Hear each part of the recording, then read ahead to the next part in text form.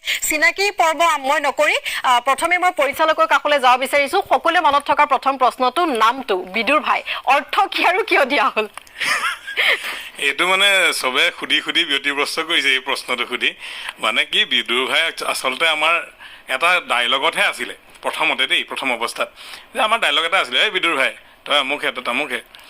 গতিকে কি হ'ল সেইখনৰ কথা আমি যেতিয়া কওঁ তেতিয়া এই বিদুৰ ভাইখন আমি কৰিব লাগিছিলে সোনকালে কৰি উলিয়াব লাগে দেই তো এনেকৈ কওঁতে আমাৰ সকলোৱে মানে সেইখনৰ কথা বিদুৰ ভাই বুলিয়ে কওঁ তো সেইকাৰণে ভাবিলোঁ এইটো নামটো কিবা এটা ভাল লাগিছে আৰু কাৰোবাক ক'লোঁ যে এইটো নামটো ভাল হ'বনে বোলে এইটো বঢ়িয়া হ'ব গতিকে লাষ্টত আৰু বিদুৰ ভাই কিয় হৈছে এইটো আমি এই